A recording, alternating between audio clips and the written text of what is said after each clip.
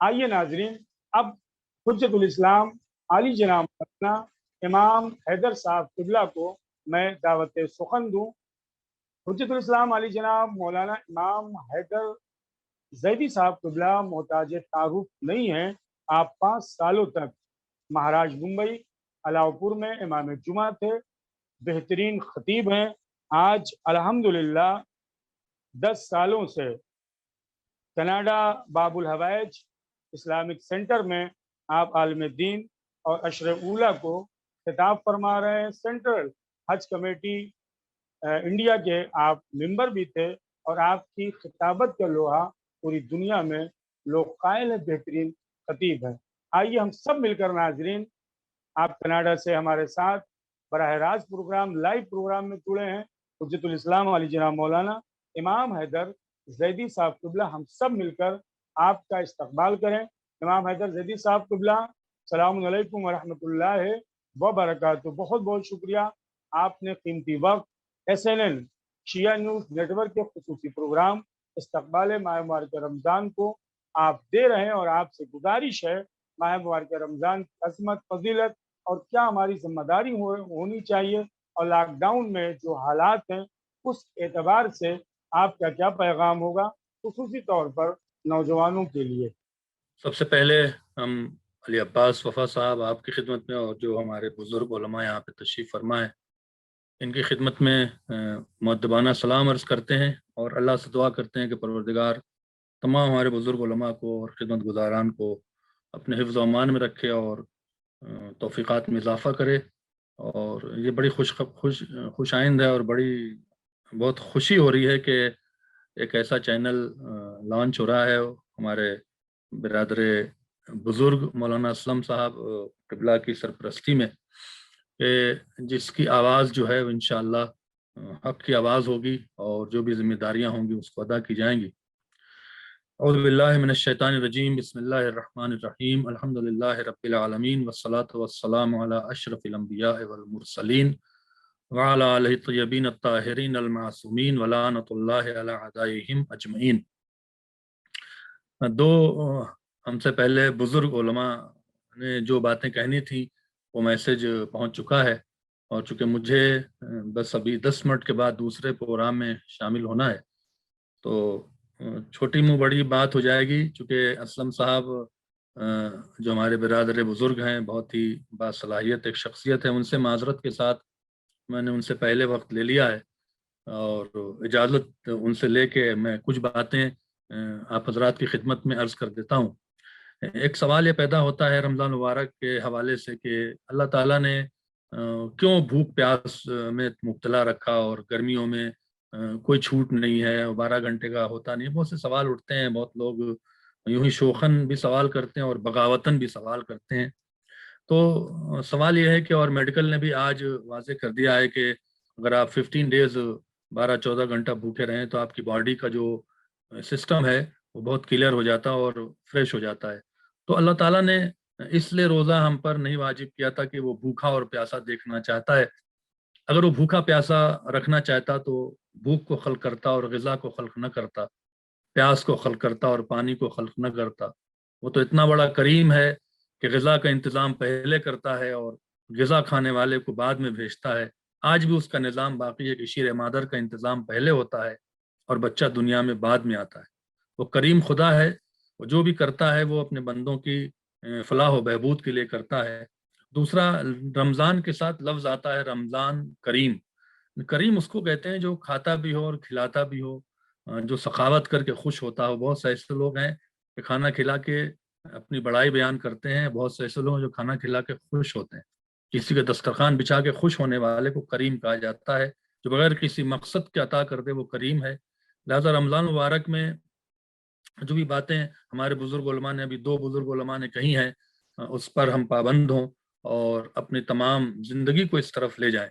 لیکن میں ایک بات یہ کہنا چاہتا ہوں کہ خداوند عالم نے میرے لحاظ سے یہ رجب شعبان رمضان کا مہینہ صرف اس لیے رکھا کہ آپ کے اندر ایک روحانیت پیدا ہو، آپ کے اندر ایک تقوی پیدا ہو، آپ کے اندر ایک فکر پازیٹیو آئے۔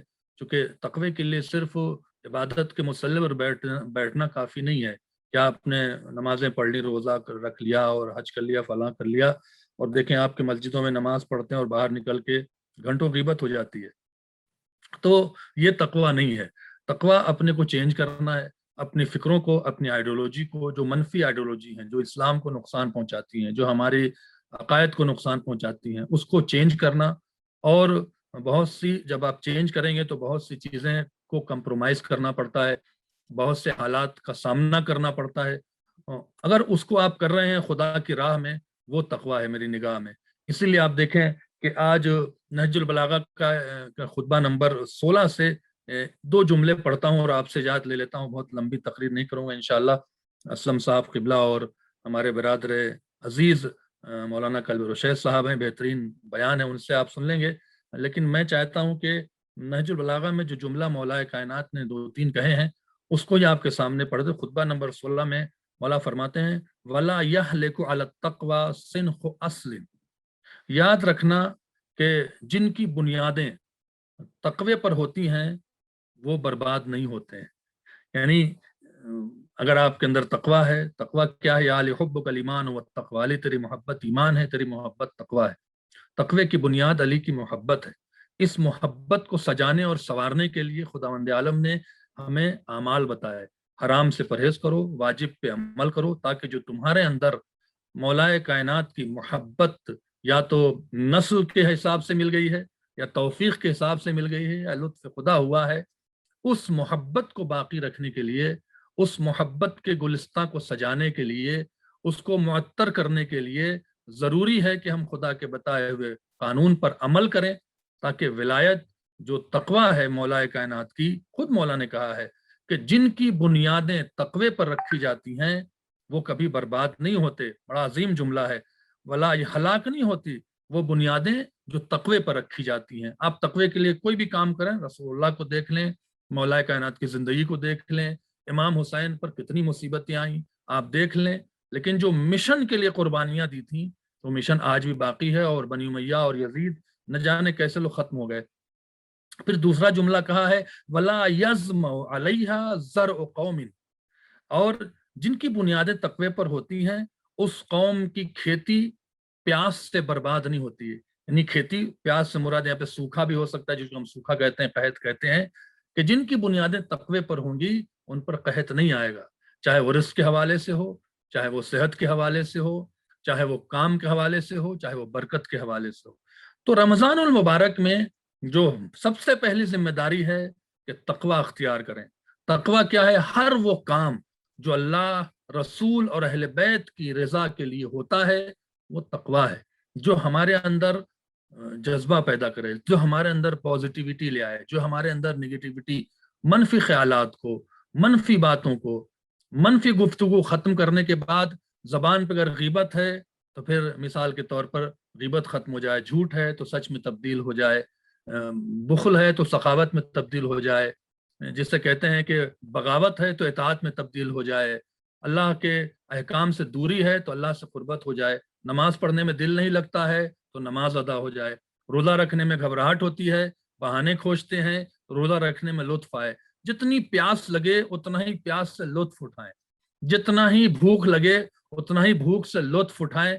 जहां इबादतों में लुत्फ आ जाता है, जहां इबादतों में मजा आ जाता है, उसी का नाम तकवा है। इंसान खाना भी खाता है ना, तो खाने में अगर लुत्फ कब आता है? जब खाने की ग़िज़ा की लज्जत को महसूस करता है।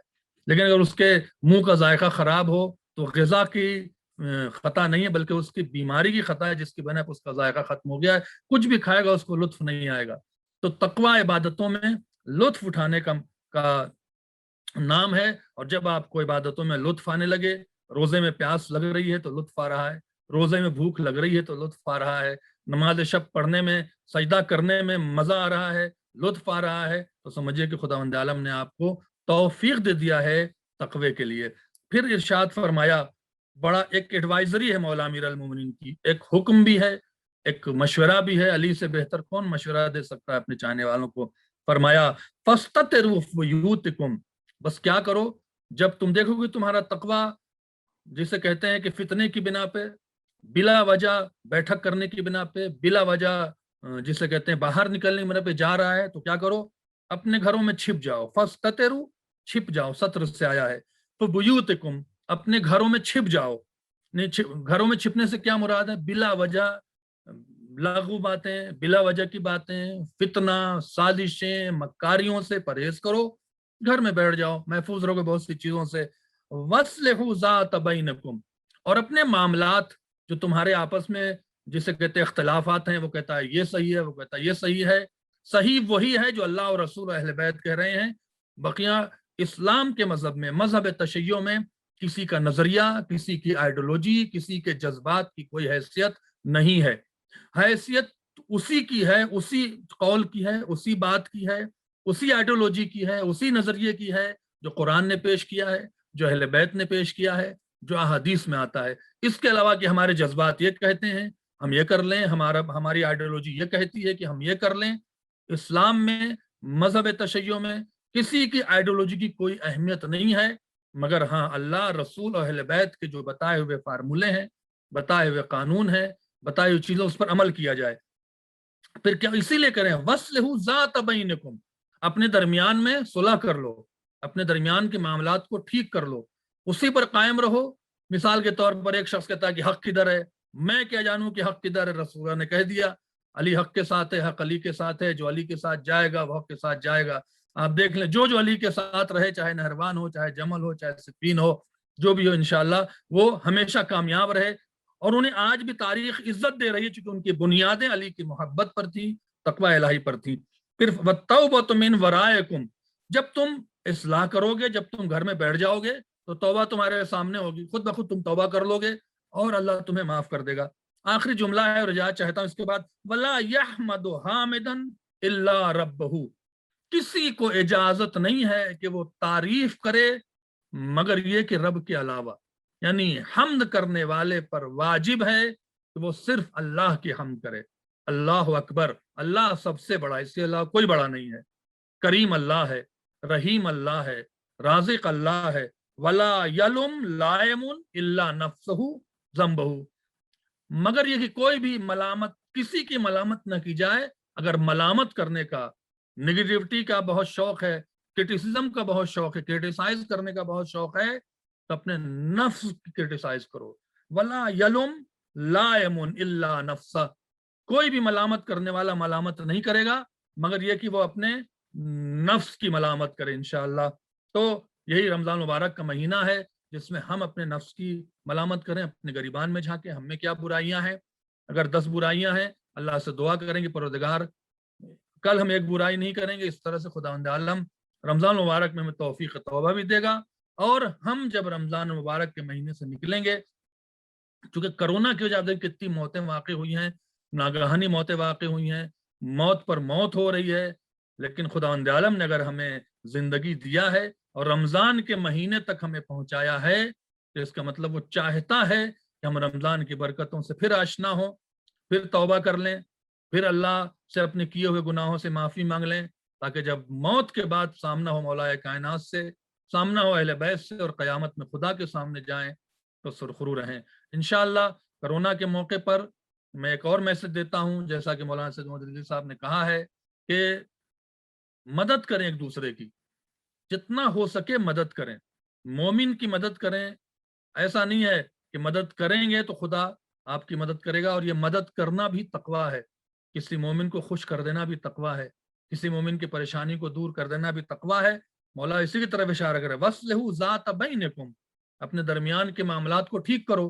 कोई गरीब है, तड़प रहा है, आपने बैंकों में पैसा रखा हुआ है, रो रहे हैं, नहीं कुछ भी नहीं है, पैसे पड़े हुए हैं फिर भी रो रहे हैं, तो खुदा ऐसे लोगों को कभी फुर्सत नहीं देता है। गुजारिश यही है कि परवरदिगार हमें और तमाम चीज़ों को तौफीक दे, और इस पैगाम को, पैगाम हुसैनी को, पैगाम विलाई को, पैगाम हक को इंशाअल्लाह SN के ज़रिए से, अली अब्बास वफ़ा साहब के ज़रिए से पहुँचाया जाएगा और आपकी खिदमत में पहुँचाया जाएगा। इन्हीं बयानों के साथ मैं अल्लाह से दुआ करता हूँ कि परवरदिगार हमारी इस खिदमत को कबूल करे और हमें तौफीक दे खुदावंद आलम कि हम रमज़ान मुबारक में अपनी इस्लाह कर लें। दूसरे की इस्लाह की तौफीक नहीं होगी, इसलिए जब अपनी इस्लाह करेंगे तो दूसरे की इस्लाह करने की तौफीक भी होगी। तो हमें पहले अपनी इस्लाह करने की तौफीक दे, अपने मामला ठीक करने की तौफीक दे, ताकि खुदावंद जो हाजिर हों तो सुरखरू रहें और मौला के सामने जाएं तो शर्मिंदा ना होना पड़े, بلکہ فخر سے جائیں کہ میرا مولا ہے اور میری انشاءاللہ مدد کرے گا۔ پروردگار سے دعا ہے کہ خداوند عالم مومنین مومنات کو بالخصوص تمام انسانوں کو بالعموم کووڈ-19 کی وبا سے اور اس کے ہونے والے منفی اور نقصانات سے محفوظ فرمائے، اور کووڈ-19 کو امام زمانہ کے صدقے میں ختم کرے، مولا کے ظہور میں تعجیل فرمائے، ہمیں ان کے جانثاروں میں شامل فرمائے۔ بہت شکریہ علی عباس وفا صاحب، مولانا اسلم صاحب کہ آپ نے موقع دیا SNN کے لیے۔ انشاءاللہ پھر آپ کی خدمت میں حاضر ہوں گے۔ ہمیں اجازت دیجیے۔ والسلام علیکم ورحمۃ اللہ وبرکاتہ۔ ناظرین، اس وقت آپ دیکھ رہے ہیں SNN شیعہ نیوز نیٹ ورک کی آواز کا براہ راست لائیو پروگرام استقبال ماہ مبارک رمضان۔ ہماری خوش نصیبی تھی کہ حجت الاسلام عالی جناب مولانا امام حیدر زیدی صاحب قبلہ کینیڈا ٹورنٹو سے براہ راست لائیو آپ کی خدمت میں ماہ مبارک رمضان کی عظمت اور فضیلت کے عنوان پر اپنی مثبت باتوں کے ساتھ حاضر تھے۔ SNN شیعہ نیوز نیٹ ورک کی پوری ٹیم حجت الاسلام علی جناب مولانا امام حیدر زیدی صاحب قبلہ کی صحت و سلامتی کے لیے، اس کے علاوہ جتنے بھی علماء کرام ہیں، اور آج خصوصی طور پر SNN میں جو براہ راست علماء کرام حاضر ہوئے، ان کی صحت و سلامتی کے لیے ہم بارگاہ پروردگار عالم میں دعا گو ہیں، اس وعدے کے ساتھ انشاءاللہ تعالی اسی طرح معزز اور اکابرین علماء کرام کے ساتھ ہم آپ کی خدمت میں براہ راست لائیو مختلف مواقع پر حاضر ہوتے رہیں گے۔